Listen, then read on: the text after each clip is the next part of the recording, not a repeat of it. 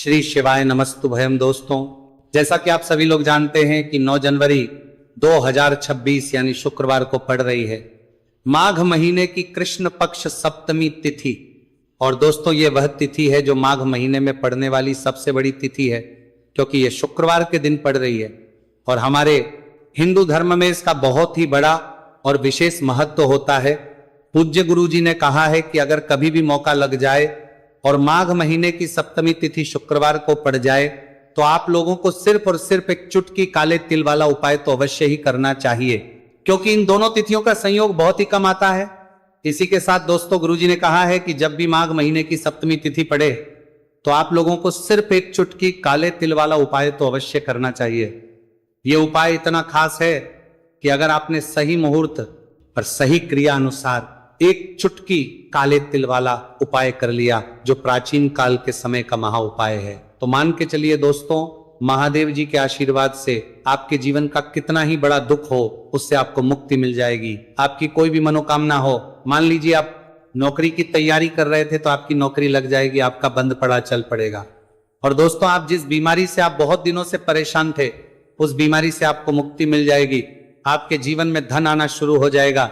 आपके जीवन में धन आने के नए नए रास्ते खुल जाएंगे। और मान के चलिए दोस्तों, फिर आपको किसी भी प्रकार की परेशानी का सामना नहीं करना पड़ेगा। इसीलिए दोस्तों, 9 जनवरी शुक्रवार के दिन आप लोगों को इस वाले उपाय को जरूर कर लेना है। भले ही आपने पूरे साल भर इस उपाय को ना किया हो, पर अगर आपने इस माघ महीने में पड़ने वाली शुक्रवार सप्तमी तिथि के दिन इस वाले उपाय को कर लिया तो आपको इस उपाय को करने का वह फल मिलेगा जिसकी आपने कभी कल्पना भी नहीं करी होगी। इसीलिए आप लोग इस हल्दी वाले उपाय को एक बार जरूर कर लेना, ताकि आप लोगों के हाथ से यह मौका ना जा सके और आपको इस उपाय को करने का फल मिल सके।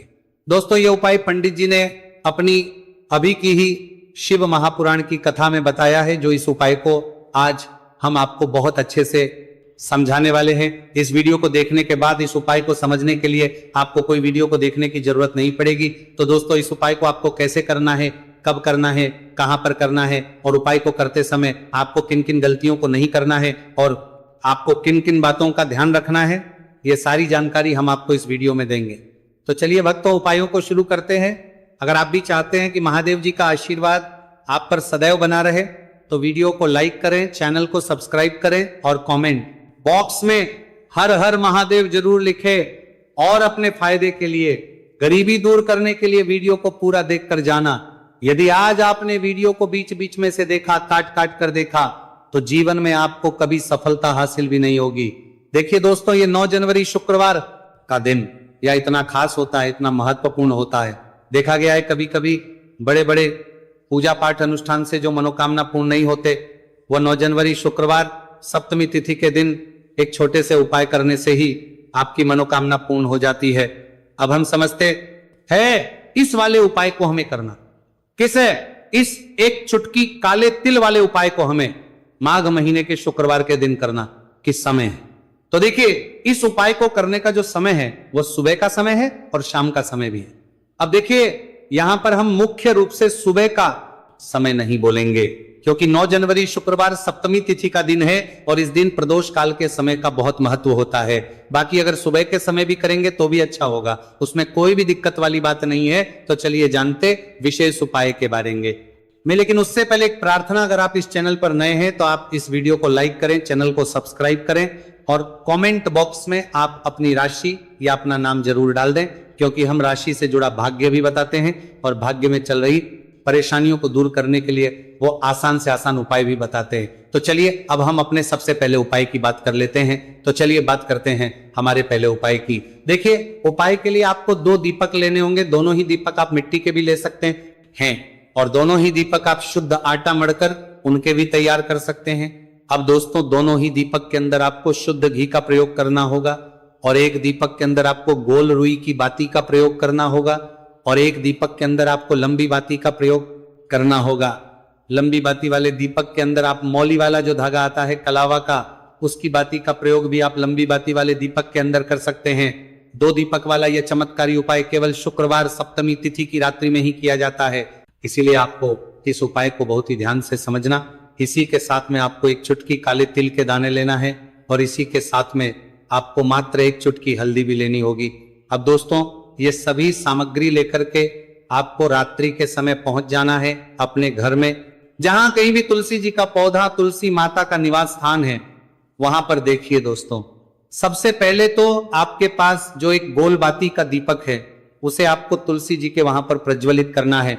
दीपक को प्रज्वलित करते समय आपको ओम नमो भगवते वासुदेवाय इस मंत्र का 11 बार जाप कर लेना है। अब देखिए दोस्तों, आप जो एक चुटकी काले तिल के दाने लेकर के आए हैं, उन्हें आपको अपने सीधे हाथ में रखना है, और जो आपने गोलबाती वाला दीपक प्रज्वलित किया है माता तुलसी जी के वहां पर, उसके ऊपर से आपको इन एक चुटकी काले तिल को घड़ी की दिशा में घुमाना है। आपको अपना नाम और अपनी गोत्र को बोल देना है, और फिर आपको इन काले तिल को उस जलते हुए दीपक के अंदर डाल देने हैं। देखिए, काले तिल भगवान विष्णु के पसीने से उत्पन्न हुए हैं, और जब भी हम ये दीपक की रात्रि में प्रज्वलित करते हैं, तो इससे हमें हमारे कर्ज में राहत मिलती है, हमारे जीवन में धन प्राप्ति के नए नए मार्ग खुलते हैं। हमारा अगर कोई भी कार्य रुका हुआ है तो वह भी परिपूर्ण होता है।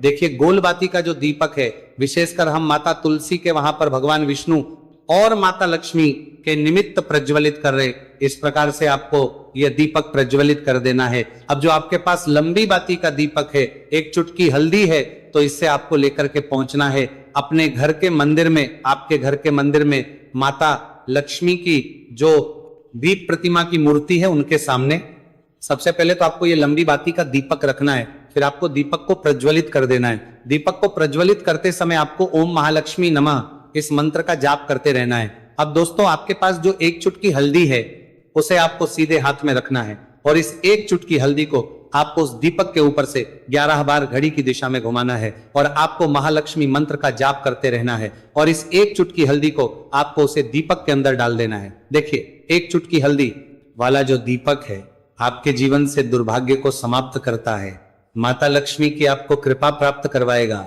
धन प्राप्ति के आपके जीवन में नए नए मार्ग बनाएगा। देखो, अगला उपाय है, वो भी बहुत ज्यादा खास है।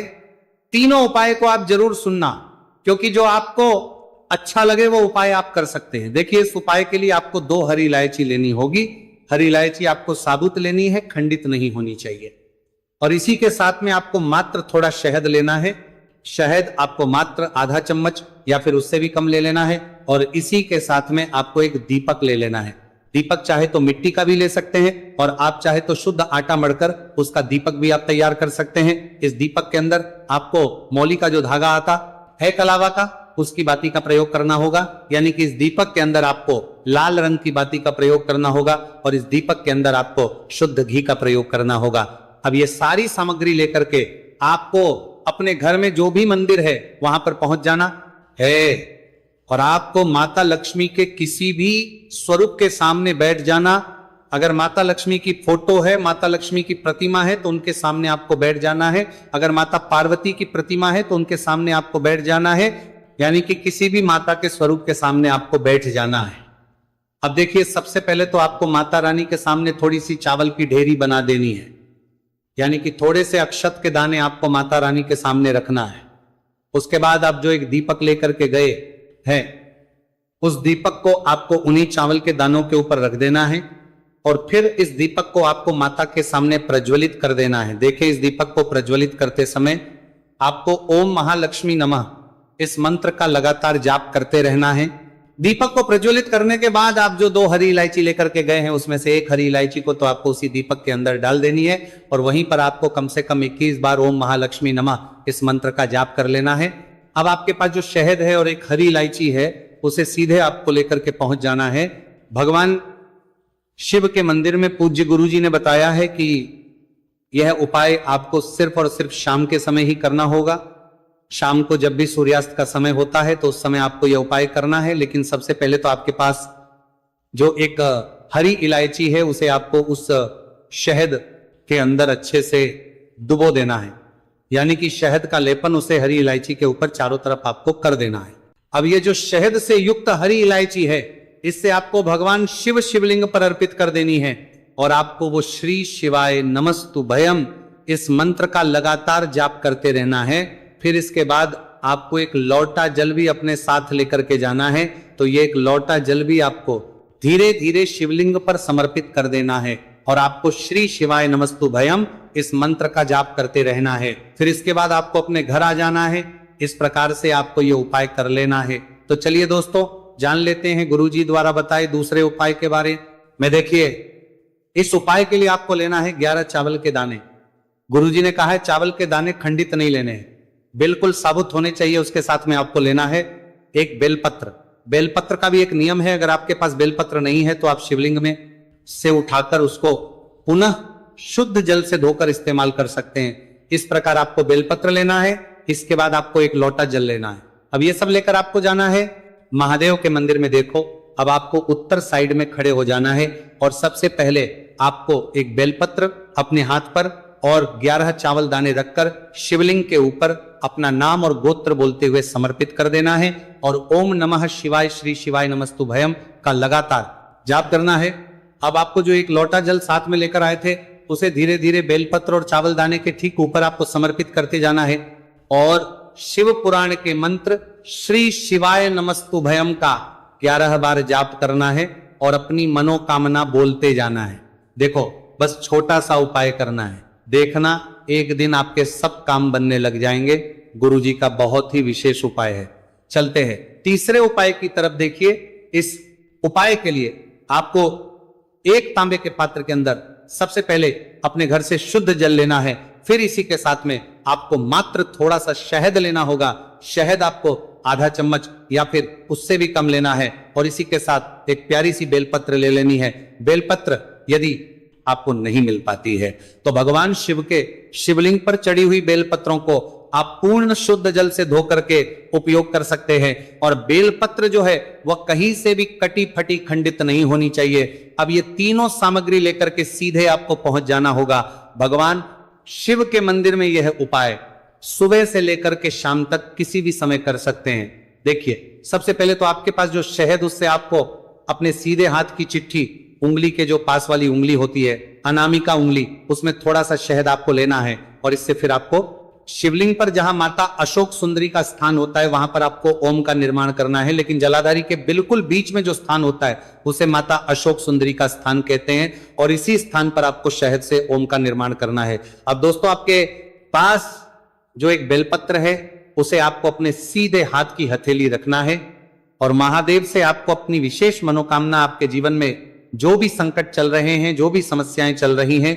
जो भी जीवन में दुर्भाग्य बना हुआ है, आप अपने किसी भी कार्य में सफल नहीं हो पा रहे, तो जिस भी प्रकार की आपकी समस्या है उसे दूर करने के लिए आपको महादेव से प्रार्थना कर लेनी है। और फिर ये जो एक बेलपत्र है इससे आपको शिवलिंग पर माता अशोक सुंदरी वाले स्थान पर समर्पित कर देनी। देखिए, जहां पर आपने ओम का निर्माण किया है उसी के ऊपर आपको यह बेलपत्र भी समर्पित कर देनी है। देखिए, बेलपत्र की चिकनी साइड का हिस्सा शिवलिंग से स्पर्श होगा और इसकी जो डंडी है वो आपको जलाधारी की ओर रखनी है। बड़ी पत्ती वाला भाग शिवलिंग की तरफ रहेगा। इसी प्रकार से आपको यह बेलपत्र समर्पित कर देनी है। अब दोस्तों, आपके पास जो एक जल का पात्र है उसमें से थोड़ा सा जल तो आपको बेलपत्र की जो आगे वाली पत्ती है उस पर आपको समर्पित करना है और आपको श्री शिवाय नमस्तु भयम इस मंत्र का जाप कर लेना है। फिर उस पात्र के अंदर जो जल बचेगा उसे पूरा आपको भगवान शिव के शिवलिंग पर धीरे धीरे समर्पित करते जाना है और लगातार आपको शिव महापुराण के मूल मंत्र श्री शिवाय नमस्तु भयम इस मंत्र का जाप करते रहना है। गुरुजी ने कहा है कि जल आपको इतने धीरे धीरे समर्पित करना है कि जल समर्पित करते हुए आप कम से कम 11 बार श्री शिवाय नमस्तु भयम या फिर ओम नमः शिवाय इस मंत्र का जाप कर सके। फिर इसके बाद वापस आपको अपने घर आ जाना है। इस प्रकार से आपको यह उपाय कर लेना है। आप देखेंगे कि आपकी सभी मनोकामनाएं अवश्य ही पूरी होंगी। ये उपाय आपको अवश्य करने हैं। इस वीडियो में हमने आपको 3 से 4 महा उपाय आपको बताए हैं जो आपको शुक्रवार के दिन करने हैं। अगर आपके मन में उपाय से जुड़ा कोई भी सवाल है तो आप कमेंट बॉक्स में पूछ सकते हैं। अगर आपको हमारी ये वीडियो पसंद आई हो तो हमारे इस वीडियो को लाइक करें, को सब्सक्राइब करें और कमेंट बॉक्स में लिखें हर हर महादेव, जय मां लक्ष्मी को। यदि आपके जीवन में आर्थिक संकट बहुत अधिक हो रहे हैं, धन की समस्या लगातार जीवन में बनी हुई है, एक एक रुपयों को प्राप्त करने के लिए आपको बहुत अधिक मेहनत कर रहे हैं, तो आज रात्रि में सोने से पहले आपको हो ये एक चमत्कारी दीपक का उपाय अवश्य करना है। या फिर यदि आपका जो व्यापार है, बिजनेस है, दुकान है वो अच्छे से नहीं चल पा रही है, तो आज रात्रि में विशेष दीपक का उपाय आपको अवश्य करना चाहिए। देखो दोस्तों, दीपक हमारे घर में सभी नकारात्मक शक्ति को बाहर करता है। ये उपाय आपको साल में केवल एक बार करने का ही मौका मिलता है। देखिए, इस उपाय के लिए आपको तुलसी जी की जो सूखी लकड़ी होती है उसे ले लेना है। देखिए दोस्तों, यदि आपके पास पुरानी तुलसी जी की लकड़ी है तो उसे आप ले सकते हैं, और यदि आपके घर में तुलसी जी जो लकड़ी है वो सूखी हुई है तो उसकी लकड़ी आप तोड़ करके इस्तेमाल कर सकते हैं। लेकिन आपको ध्यान रखना है कि सूर्यास्त से पहले पहले ही आपको ये जो तुलसी जी की लकड़ी है इसे अवश्य ही तोड़ लेना है। तो इस उपाय के लिए आपको सबसे पहले तो एक मिट्टी का दीपक लेना होगा, चाहे तो आटे का दीपक भी ले सके, क्योंकि आटे का दीपक सभी दीपक में सर्वोत्तम माना गया है। इस दीपक के अंदर आपको शुद्ध घी का प्रयोग करना होगा, और इससे दीपक के अंदर अपने जो तुलसी जी की लकड़ी ली है उसे भी रख देना है। लेकिन ये जो तुलसी जी की लकड़ी है इसमें आपको चारों तरफ अच्छे से घी लगा लेना है। देखिए, गुरुजी ने बताया है कि जो तुलसी जी की लकड़ी है यदि आप उपाय करते हैं और बहुत ही शीघ्रता से जल जाती है, तो इसके लिए आपको एक कार्य करना है। आपको थोड़ी सी रुई ले लेनी है, और उस रुई को आपने जो तुलसी जी की लकड़ी ली है उस पर अच्छे से चारों तरफ लपेट देनी है। तुलसी जी की लकड़ी के ऊपर रुई लपेटने के बाद इसे आपको पूरा घी के अंदर डुबो लेना है। अब इसे आपको बाती के रूप में प्रयोग करना है। अब दोस्तों, इस दीपक को आपको प्रज्वलित यहां करना है, तो इस दीपक को आपको या तो भगवान विष्णु के सामने प्रज्वलित करना होगा, या फिर आपको भगवान श्री रामा के सामने प्रज्वलित करना होगा, या फिर भगवान कृष्णा के सामने, यानी कि भगवान विष्णु के जो भी अवतार है उनके सामने आप ये दीपक प्रज्वलित कर सकते हैं, या फिर आप इससे दीपक को माता तुलसी जी के सामने भी प्रज्वलित कर सकते हैं। पूज्य गुरु जी ने बताया है कि जो भी व्यक्ति इस प्रकार से तुलसी जी की डंडी से दीप दान कर देता है उसके जीवन में कभी भी धन की समस्या नहीं होती है। इसीलिए आपको ये पूरे साल में केवल एक बार ही मौका मिलता है। इस उपाय को करके देखना, आपकी सभी इच्छाएं जरूर पूर्ण होंगी। ये जो उपाय है रात्रि में सोने से पहले